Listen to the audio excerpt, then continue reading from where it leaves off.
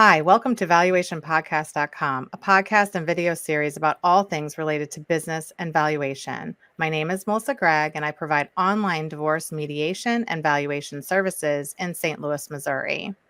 Today, we will discuss business valuations and changes in the IRS for 2022 with a former IRS auditor, Mike Gregory.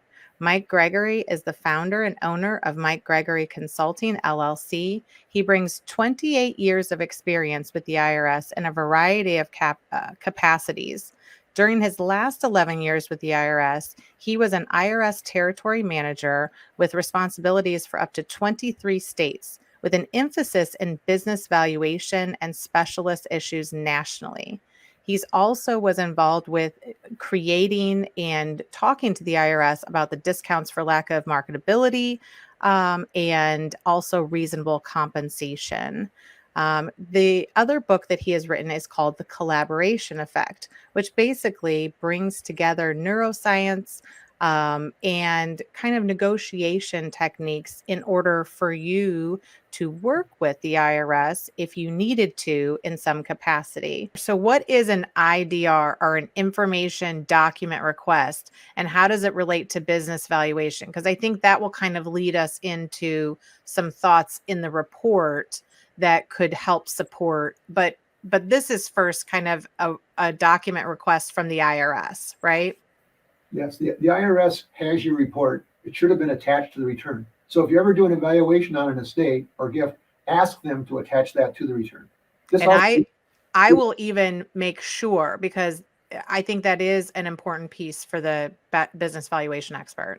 See, that'll help reduce your probability of an audit, because if you are a qualified appraiser, so you have a credential, example, and you have a qualified appraisal, you meet the standards of USPAP or NACFA, AICPA, those are two pluses for you. Now, you've heard of 3 strikes and you're out. Well, this is like 3 pluses in your safe. Well, there aren't 3 pluses in your safe, but I've got 2 pluses for you: qualified appraiser and a qualified appraisal, and it's attached so they can see it.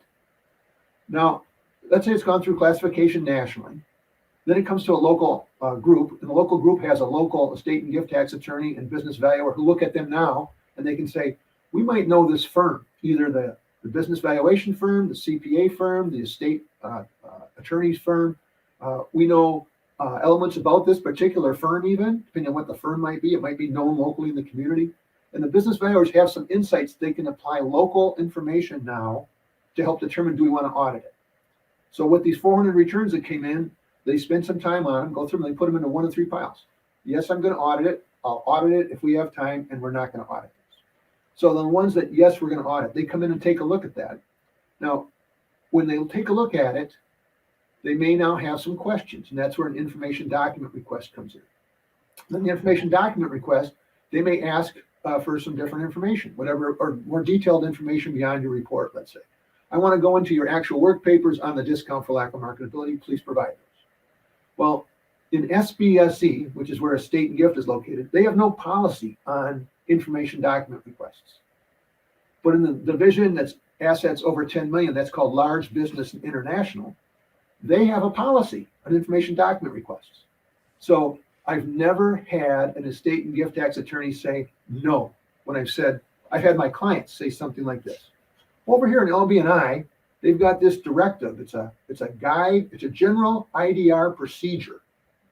It's out of the Internal Revenue Manual. And in here is an exhibit 4.46.4-1. 4.46.4-1. Requirements for issuing an IDR. Now in SBSE, what they typically do is say, I'm asking for this. You give it to me. I look at it. I give you a proposed adjustment. You accept it or not. That's typical SBSE, assets less than 10 million. Listen to this over in LB&I. Listen to this. Starts off with, discuss the issue related to the IDR with the taxpayer. What an idea. Let's sit down and talk about it first. What an idea. Second, discuss the information requested related to the issue under consideration and why it's necessary. Okay. After this consultation with the taxpayer, determine what information will ultimately be requested on the IDR. Okay, now this is what we're going to ask for in the IDR. Ensure it clearly states this. I won't read all this to you, but they need to understand it and accept it, know what it is. They might ask you to break it up into several different things, depending on where information might be located.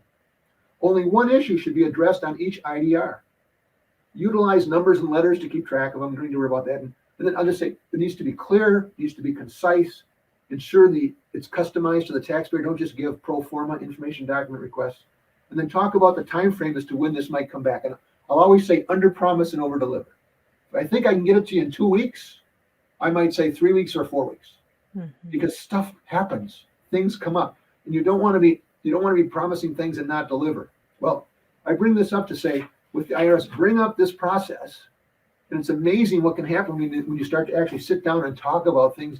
Here's what they thought they needed and wanted, and as you describe what happens here and the uniqueness of this given taxpayer situation, it becomes, maybe I don't actually need that, and what I really need is something else. But that happened because you had the discussion. At the same time, what you're doing, I hope, is you looked up this person ahead of time on Google and LinkedIn, and you learned some things about this person, and you want to connect with them because you're sitting down and talking.